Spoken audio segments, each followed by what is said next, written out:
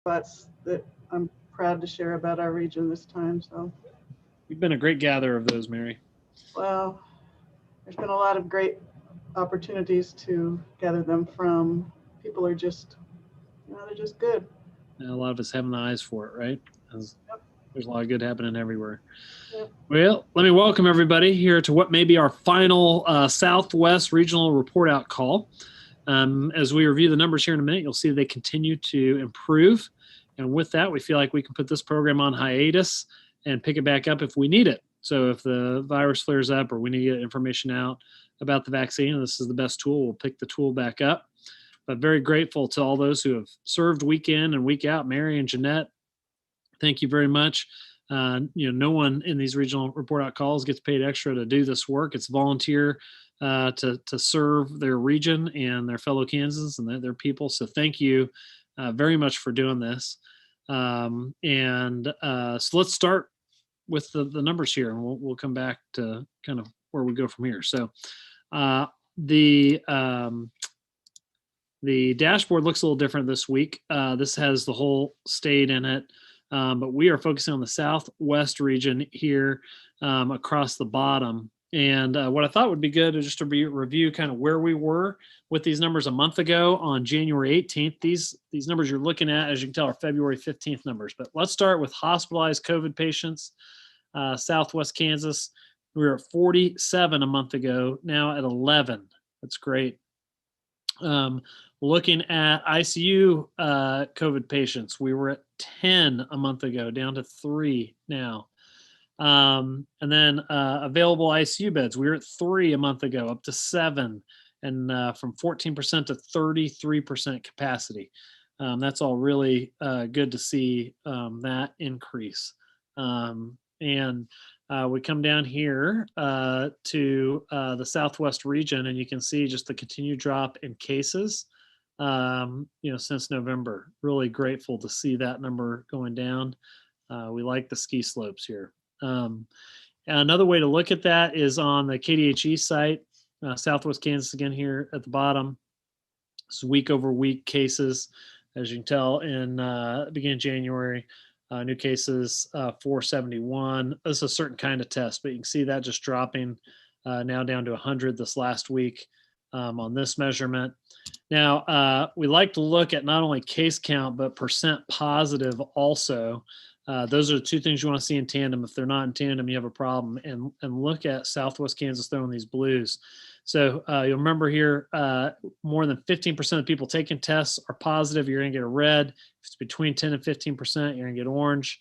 Yellow between 5 and 10. And if you're less than 5, blue. We want everybody in blue. And look, what happened here as the positivity rate went up, peaked over 15% into the 20% here. And then it's been so nice to see it come back down as you get into January at a 7, really 11.2 into a 7.4. And then we're seeing it get below 5 and hover right around 5 here last few weeks. So that's another just great sign that we're seeing for Southwest Kansas and for Kansas as a whole, really. When you go to kansasvaccine.gov, this data dashboard is good. Positive news there too. The last time we looked at this a couple weeks ago, it was 6.5%. We're now at 10%, really probably more than that. As we know, we're continuing to have data lag issues in the state. Over 100,000 people fully vaccinated. But just want to point out this side again, because as we go from here, you want to look and you can see how many shots are going out per day. And you can see, if you want to look up your county, how much your county is getting in vaccine. I'll also point out the Find My Vaccine tab up here at the top. This is a tool that's getting better every week. You scroll down here and you can see the state, and it begins to populate where are the areas where you can get the vaccine and where they've had it. And you just hover over it. You can click on it. It'll go in and tell you where it is on the map, and then how to contact that. So this is Finney County Fairgrounds. How to look at this vaccination, the website, and all that. So this is a good tool. kansasvaccine.gov, the data, Find My Vaccine, both really helpful. But as you can tell, numbers continue to go in the right direction. And we always like to hear from the folks in the action. So let's kick it over to Jeanette. Talk to us from a public health side. Jeanette? Thank you, John. As you pointed out with the dashboard, cases do continue to decline. Looking at the KDHE website, that most of the health departments in most of the counties in Southwest Kansas are ranging about less than 15% positivity rate. So, which that's excellent news to see that decline. I'm sure every county is experiencing this, that, 1 week you're down to only 1 case, and then the next week you're back up to 6 or 7 cases. So there's just still that fluctuation in cases. So the other big thing for public health right now is the vaccinations. Vaccines coming in really pretty steady. Not only are we getting primary doses, but we're also getting those second doses. So trying to coordinate efforts and get those people scheduled to get in and get them vaccinated. So I think most counties are using some kind of scheduling system, or, you call ahead of time and get on a list. And then as the vaccine comes available, we, call them and make those appointments. So I do know that every county is doing things a little bit differently, whether that means that they're going by specific age groups, or if they're just going off of their list. And if you fit into the phase 2 category, trying to get them scheduled to get in and get their vaccines. So here in Hodgman County, that's, we're doing anywhere between 40 to 60 people a day. And so that's, mostly what our day is spent doing is getting that vaccine into people. So Thank you very much. That's great. You're welcome. Mary, how's it going from the hospital side of things? You're muted, my friend. Thank you. As Jeanette said, and as you said, John, our numbers are going the right direction. It's just such good news. We're not out of the woods, but it just gives us some sort of sense of hope and relief that there's a light at the end of the tunnel. I did gather a few statistics from our hospitals where they're at with vaccines. Their staff vaccination rates are ranging from 50 to 80%. Long-term care residents vaccination rates are ranging from 70 to 98%, which is excellent. The hospitals are getting their vaccines in a variety of ways. Some of them are directly from the state. Others, their county health departments are sharing with them, and I think there is at least one that has gotten some from a local pharmacy to help allocate out. And I had somebody post today that from Garden City here at St. Catherine that this is a record day for St. Catherine Hospital. 0 COVID-related patients! Exclamation point. Last time this occurred was on March 25th, 2020. That's pretty awesome. This was at 7 o'clock this morning. At 12 o'clock, they had one in, but still there's that window of sunlight. That's how fast things change. But she was excited and I was excited for them. I have heard from a couple of our hospitals that they're starting to see some patients that had COVID many months ago coming back in with serious post-COVID complications, most of them cardiac or pulmonary. So that's something that we're dealing with out here in the field now as well. Just a note for those patients that are not feeling well or have not seen their physicians, that they need to get into their hospitals and be seen. And a couple things I wanted to share from our region that I just think are pretty cool. 2 facilities, Kearney County Hospital in Lakin and Mineola Healthcare in Mineola, were featured on last week's statewide KU clinical call. And they highlighted their creative ways that they've educated and encouraged their staff and their community members to be vaccinated. It was more than I knew.